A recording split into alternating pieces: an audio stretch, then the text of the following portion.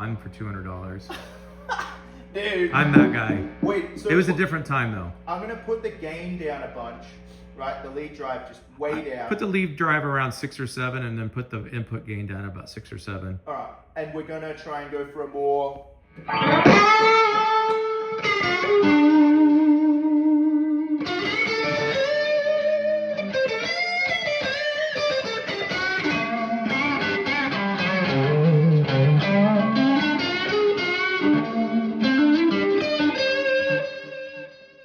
That's the thing. I think lots of cats, like if you turn this delay up for a sec, lots of cats want it for the high gain thing, but you can just straight up. And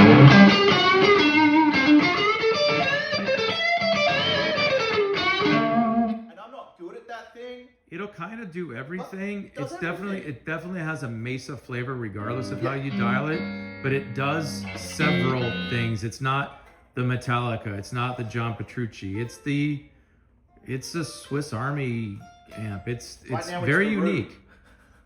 I think that's the thing. It's whoever plays it. Like I always loved setting mine up. I'll show you. When I borrowed it or whatever, I would set it in my Mark IV about here, and just so I could get like a kind of like. And then if I wanted.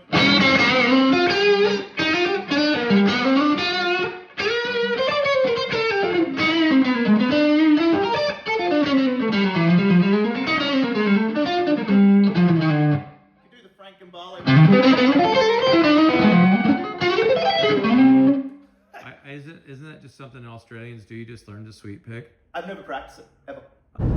Alright, g'day. I used to drive fast and leaning forward. I'm Rue, I'm a guitar player in Nashville, and today I want to talk about how to level your camera, or attempt to, and still never know how. No, I want to talk about tone. I've just spent the morning hanging out with my mate, Jay. He owns Matt's Music Center in Boston. And you know, we kind of went to a couple guitar stores, got brekkie and all that, and breakfast for my fellow Americans. And we just talked about tone, so I just wanted to maybe give a quick, like, hey, this is some thoughts on it before I go and teach and do a gig, and then I'm going to Jack Brown's. So it was nice catching up with him. Been hanging out with a lot of mates this weekend, but tone is often a big topic, right? People have seen me this weekend play through an Axe-Fx, and then I had the Tone Master Deluxe Reverb out yesterday for G1265 in it, of course. The common thing I constantly hear from soundmen, and like even other guitarists when I've played 2 guitar gigs, is, wow, your tone is so clear. Or like, oh, the Axe-Fx sounds so good. Oh, the Deluxe sounds so good. And it's like, well, it's not. I get that, and inherently pieces of gear can sound good, but like, how does it sound right now? It's like the old Chet Atkins joke, right? There are some cats I've played with or met who can pull so many incredible tones out of things, and it's always mind-blowing. It's like when you do the whole like Eric Clapton with the tone knob and the volume knob thing, and you start realizing like how much the combination of that plus his hands he's able to pull out of like an SG and an M. So a big thing I always hear is that my tone has a lot of mids in it, like high mids or something. And yeah, that is definitely a feature of how I think about this stuff. I believe the guitar is meant to sit in the mid-range in a live context. By the way, studio stuff, not talking about that, not the guy. Plenty of guys on YouTube who know a lot more on that. I'm not seasoned or a veteran in it by any means. So whilst some of this stuff might work in a live context, it might not. I can't guarantee you it'll work in a studio context, and I think that's a different beast. You know, for me, the guitar sits in the mid-range and should be quite clear, especially if you're one guitarist playing in a band. So what I'm often thinking is, a lot of guys have tone as no high end. It's like they set their neck or their middle position to the tone of their bridge. And it's very like, it's like a saturation as opposed to an overdrive or breakup tone. It's not as tinny or whatever, but it's often that there's too much bass and not enough treble, and because counteracting a bridge pickup, especially telly players when playing in a telly town. what I've found is that I often set the guitar to the middle position, where I'm going to be thinking most like it's an acoustic guitar. So perhaps position 2 on a Strat, or position 4, the middle of a Telly, the middle of a Les Paul, whatever. Personally, that's what I do. And I try and find the best tone I can find around there.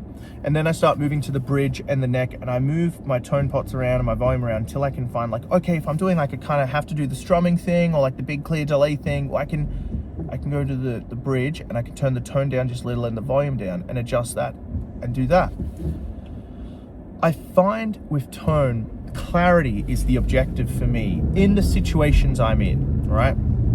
I like having a clear tone so that people can hear my guitar, so that when I turn on an overdrive pedal with a specific flavor of overdrive, like say my Zen Drive or my Nordland, which is just a Nobles, but you know, I want to discern that that's the one I use. I can get those flavors to really characteristically shine through, or I can get the characteristic of a guitar to shine through. You know, I built this new Rucaster. It's got these beautiful wide range pickups, voiced like a Travis Bean. Tons of clarity, very jangly. Now, they're a very mid-forward pickup, so I actually don't have to use as much mids, which is really nice. But what I did do was bump the bass a little bit, set the mids to about standard, and I found that I could get a really clear tone that still shined through even when I was packing on the gain. I think a trick is thinking about where you need to and where you want to sit in the band. And this is often an issue with two guitar players, is people playing over each other's parts, not getting each other in their ears or something. Or they just don't perhaps think about it. And it often ends up with a really muddy or weird mix, you know? So if you think about clarity in regards to the guitar, what does that mean to you? That's what I'm wondering. For me, I think about tones like Oz Noise, always got a clear tone. David Torn, especially that Europe Rig Rundown video of Pinky, that's a very nice and clear and open tone. John Mayer on Vultures, that solo, that's a really beautiful clear tone. There's tons of really beautiful open clear tones. But I find that having a good healthy amount of mid-range and sitting somewhere in that vicinity allows you to poke through the mix, but it allows you the option to move anywhere from there, right? If you want it to be darker, maybe move to your neck pickup and lower the tone. If you want dark, but you still want a bit of like rockiness, as in jaggedness, bridge pickup with the tone down. Instead of focusing on the bridge or neck pickup and adding in mids, maybe some low mids, like that 1K Marshall hump can be quite nice. You're gonna find that you sit better in the mix, because if you have a kind of muddy and nasally tone, this kind of thing, you know, I sound like Kenny from South Park, you're going to interact with the bass, and the bass drums side chaining to the bass or whatever. So you're just going to like kind of not sit anywhere. So you play with another bloke who has like a good clean tone, and he's going to shine through more, right? A reason a lot of this came through is when I was first learning guitar, my teacher Shep taught me this. And the first tube amp I ever played was a Mesa Boogie 2C Plus, right? And he said, this can do the Dumble thing or the Mesa thing, but this thing can cut through any mix. And he never really got, oh, that's cool. It's like a kit car, a Mazda RX-7. It's yellow. I don't know much about those kind of cars apart from Need for Speed Underground 2 and the Nissan GTR Skyline. I've always wanted to drive one of those just because of that game.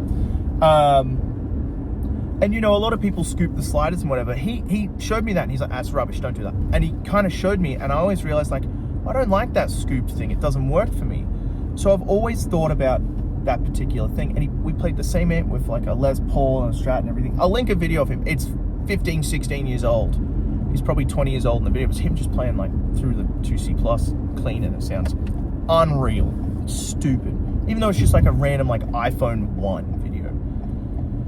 Now, about to pull up home, I just wanted to have a quick, kind of my thoughts on tone, you know. I think tone should be clear, I think tone should be manageable, but I feel like at any given point with your tone, if you're playing in a band, you should be able to either get in and out of the way of the mix, in or out of the way of the vocal, and in or out of the way of other instruments. That's what tone should be, and that's what tone has to be, because we're playing music with other people, not just ourselves, right? So I don't know. What do you think about tone? What kind of amp do you use and where do you set it? Do you like a muddy tone? Do you like a super bright tone? But hey, think about this. When you think about a clear tone, who do you think of? Like, what player drives you to that sensation and why? Because a clear tone is such an important and integral part of being able to work in a mix. Now, I'm not saying this is applicable for all situations, but I am saying that philosophically, this makes sense to me. And when I've discussed this with people, it's made a lot of sense. I just find that being able to sit in the mix, but also poke through when I need to is really important. Like if I take a solo or something, I want to be able to go through. And I notice that most times when people use the GE7, they take a solo or something to hit it, the mids are boosted, right?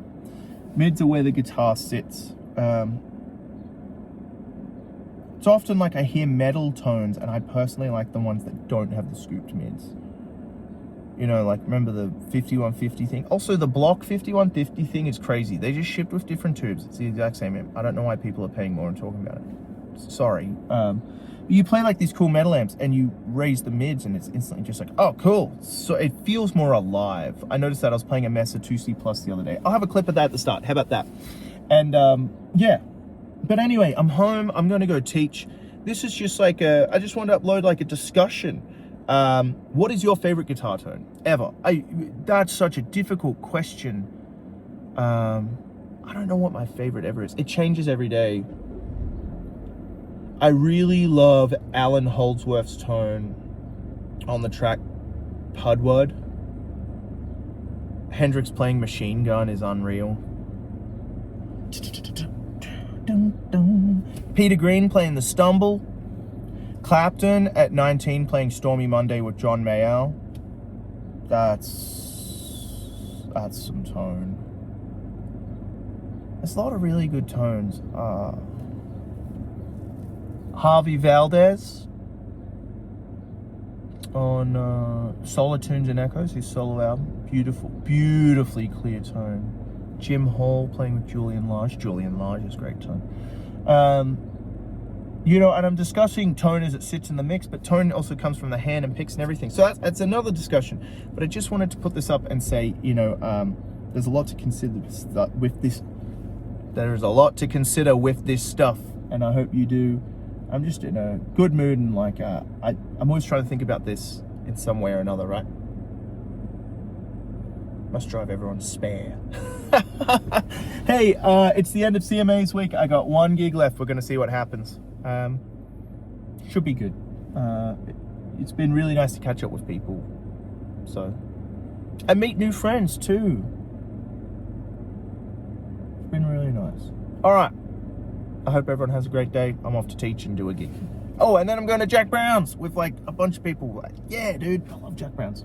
All right. Cheers.